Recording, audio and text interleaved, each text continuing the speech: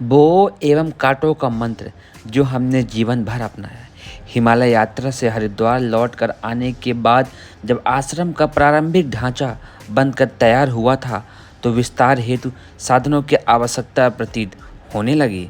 समय की विषमता ऐसी थी जिससे जूझने के लिए हमें कितने ही साधनों, व्यक्तियों एवं पराक्रमों की आवश्यकता की अपेक्षा थी। निज के लिए हमें कुछ भी नहीं करना था। पेट भरने के लिए जिस सृष्टा ने कीट पतंगों का तक के लिए व्यवस्था बना रखी है वह हमें क्यों भूखा रहने देगा। भूखे उठते तो सब हैं पर खाली पेट सोता कोई नहीं। इस विश्वास ने निजी कामनाओं का आरंभ से ही समापन कर दिया। न लोभ ने कभी सताया, न मोह ने। वासना, तृष्णा, अहंता में से कोई भी भवबंधन बनकर पीछे न लग सकी। जिन साधनों के नवसृजन के लिए आवश्यकता थी वे कहाँ से मिले, कहाँ से आए। इस प्रश्न के उत्तर में मार्गदर्शक ने हमें एक ऐसा तरीका बताया था कि बो और काटो। मक्का और बाजरे का एक ही बीज जब पौधा बनकर फलता है तो एक के बाद 100 नहीं वरन उससे भी अधिक मिलता है। द्रौपदी ने किसी संत को अपनी साड़ी फाड़ कर दी थी जिससे उन्होंने लंगोटी बनाकर अपना काम चलाया था। वही आड़े समय में इतनी बनी कि उस साड़ियों के गट्ठे को सिर पर रखकर भगवान को स्वयं भाग कर आना पड़ा। जो तुझे पाना है उसे बोना आरंभ कर दे, यही बीज मंत्र हमें बताया और अपनाया गया। प्रतिफल ठीक वैसा ही निकला जैसा कि संकेत किया गया है। शरीर जन्मजात दुर्बल था। शारीरिक बनावट की दृष्टि से उसे दुर्बल कह सकते हैं। जीवन शक्ति तो प्रचंड थी ही।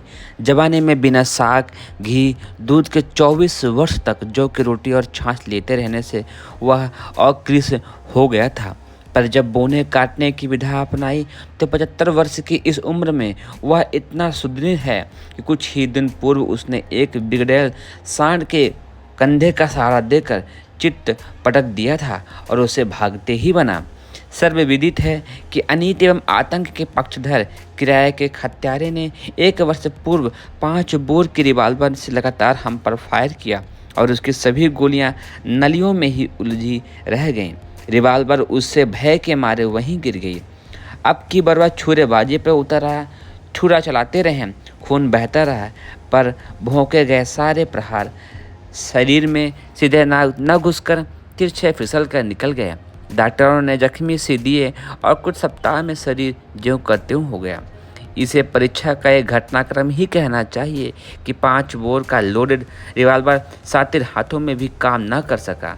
जानवर काटने के छुरे के 12 प्रहार मात्र प्रमाण के निशान छोड़कर अच्छे हो गए।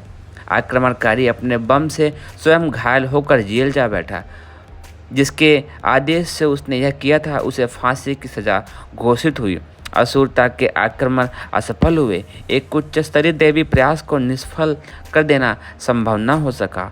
मारने वाले से बचाने वाला बड़ा सिद्ध हुआ। इन दिनों 1 से 5 करने की सूक्ष्मीकरण विद्या चल रही है, इसलिए क्षीणता तो आई है तो भी बाहर से काया ऐसी है जिसे जितने दिन चाहें जीवित रखा जा सकता है, पर हम जानबूझकर इसी स्थिति में न रहेंगे। बुद्धि को भगवान के खेत में बोया और असाधारण प्रतिभा बनकर प्रकृति अभी तक लिखा हुआ साहित्य इतना है जिसे शरीर के वजन से तोला जा सके। यह सभी उच्च कोटि का है। 8 ग्रंथों के अनुवाद से लेकर प्रज्ञा युग की भावी पृष्ठभूमि बनाने वाला ही सब कुछ इसमें लिखा गया है। छोटे छोटे देश अपने पंचवर्षीय योजनाएं बनाने के लिए आकाश पाताल के गुलाबे मिलाते हैं, पर समस्त विश्व की कायाकल्प योजना का चिंतन और क्रियान्वयन जिस प्रकार शांति कुंज के तत्वाधान में चल रहा है उसे एक शब्द में अद्भुत एवं अनुपम ही कहा जा सकता है। भावनाएं हमने पिछड़ों के लिए समर्पित की है। शिव ने भी यही किया था। उनके साथ चित्र विचित्र समुदाय रहता था और सर्पों तक को वो गले लगाते थे।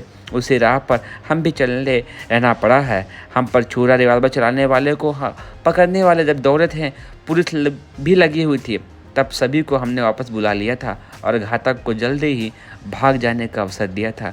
जीवन में अनेक ऐसे प्रसंग आए हैं जब प्रतिपक्षी अपनी ओर से कुछ कमी न रहने देने पर भी मात्र हंसने और हंसाने के प्रतिबंध दान पाते रहे हैं। जितना प्यार हमने लोगों से किया है उसे 100 गुनी संख्या और मात्रा में लोग हमारे ऊपर प्यार लुटाते रहे हैं, निर्देशों पर चलते रहे हैं और घाटा उठाने तथा कष्ट सहने में पीछे नहीं रहे हैं।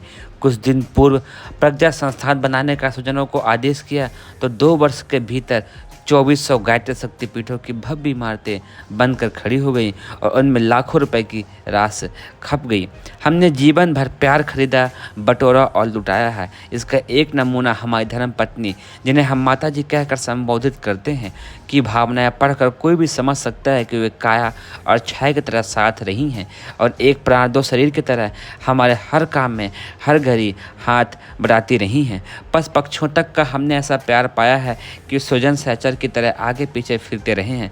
लोगों ने आश्चर्य से देखा कि सामान्यतः जो प्राणी मनुष्य से सर्वथा दूर रहते हैं वे किस तरह कंधे पर बैठते, पीछे पीछे फिरते और चुपके से बिस्तर पर आकर सो जाते हैं। ऐसे दृश्य हजारों की संख्या में देखे और आश्चर्यचकित रह गए हैं। यह कुछ और नहीं, प्रेम का प्रतिदान मात्र है।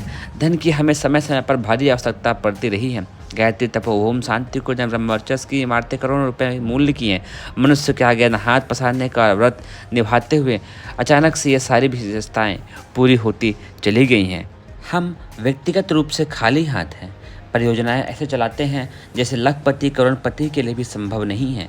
यह सब हमारे मार्गदर्शक के उस सूत्र के कारण संभव हो पाया है जिसमें उन्होंने कहा था, जमा मत करो, बिखेर दो, बो और काटो। सत्प्रवृत्तियों का उद्यान जो प्रज्ञा परिवार के रूप में लहराता दृश्यमान होता है, उसकी पृष्ठभूमि इसी सूत्र संकेत के आधार पर बनी है।